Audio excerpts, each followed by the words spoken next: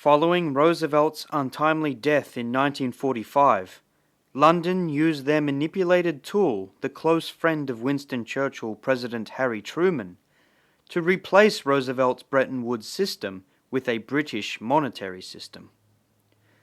One exception to this immediate change in policy was the agreement of fixed exchange rates amongst currencies, which would last until 1971.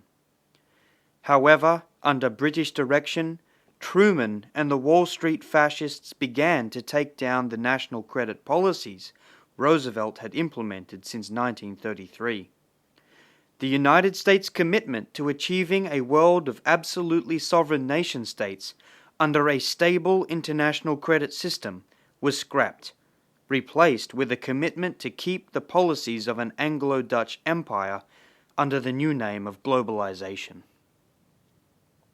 When Roosevelt died in April 1945, a lot of his plans were shelved. The essential idea of the world economy being a credit system and not a monetary system was also turned around, right? And you saw, and the way the world's seen this is in the way institutions like the IMF and the World Bank have become dictators to countries. Lyndon LaRouche understood the principled fight between what Roosevelt represented on the one side and the British Empire, typified by Winston Churchill, on the other. With this understanding, together with his knowledge of the physical principles underlying economics, he recognized the direction the economy was then being steered as a consequence of Roosevelt's death. Rather than converting the productive war machine of the United States following the end of World War II for the purpose of assisting the development of newly freed nations from colonialism, President Truman went in the opposite direction. Under Truman, and then later under the direction of economic advisors such as Arthur Burns, the United States relaxed control of its monetary lending practices, making possible the build-up of a consumer debt bubble with the intention to trap American consumers into debt for the purchase of increasingly poor quality manufactured products.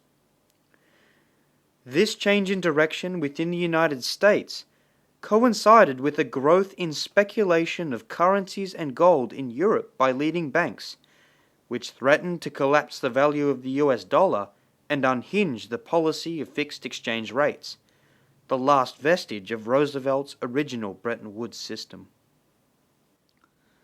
These changes in policies and practice provoked Lyndon LaRouche to issue his first economic forecast in 1956.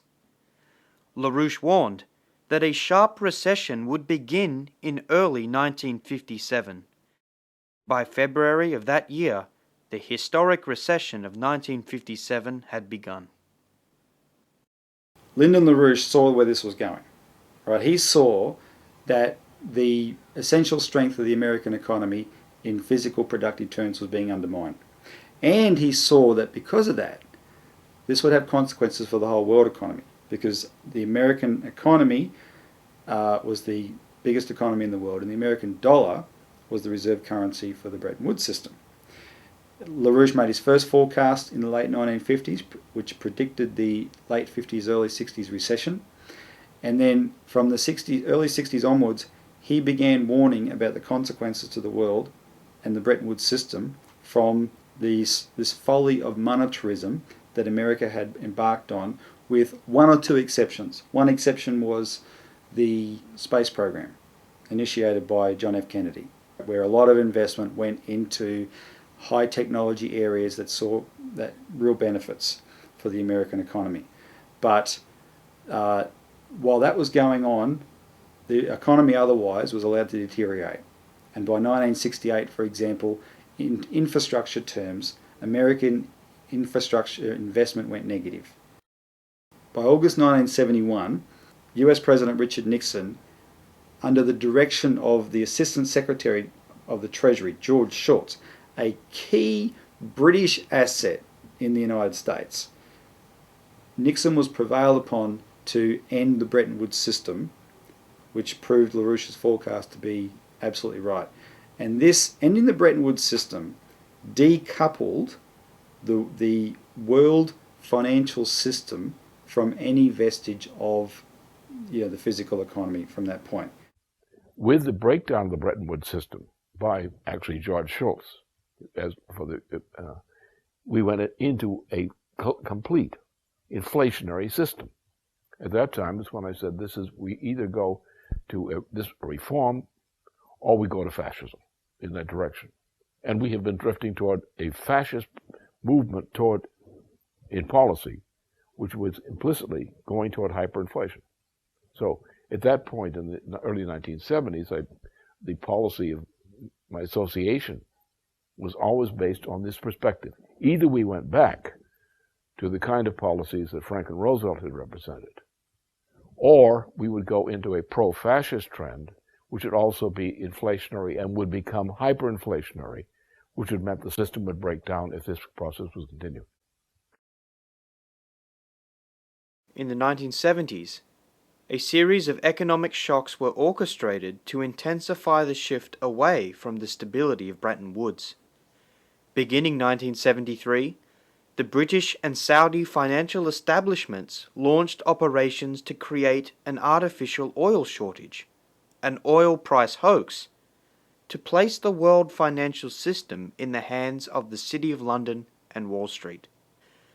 Under the terms of the Saudis, oil would only be sold in US dollars. At the same time, the price of oil had been artificially inflated by 400%.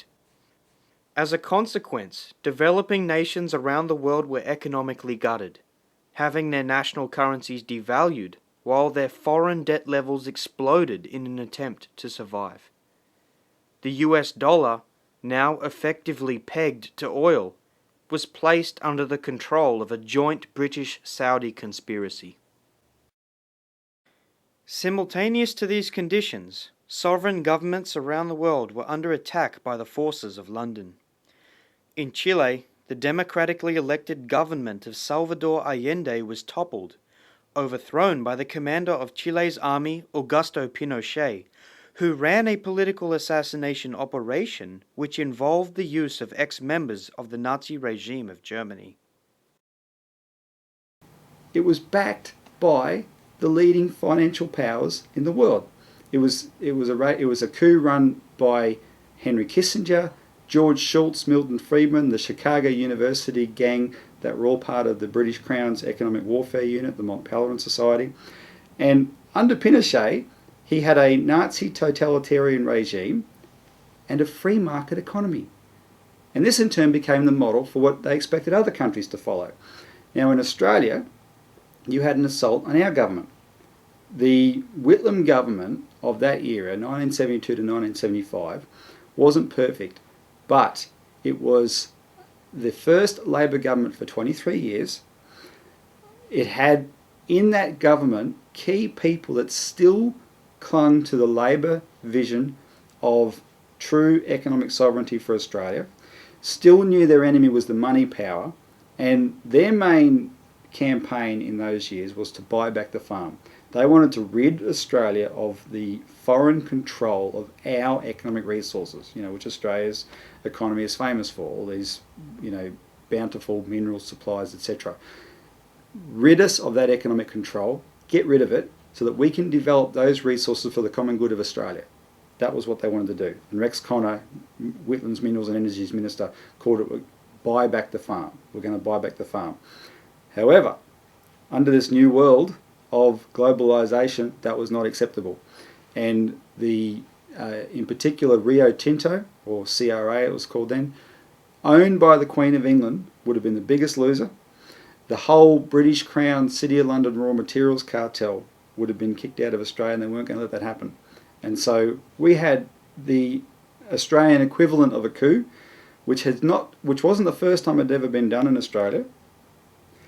The Crown, in the form of the Viceroy, the Governor-General, stepped in and sacked our democratically elected government.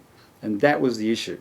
Them asserting they were not going to let our government assert Australia's economic sovereignty against their wishes.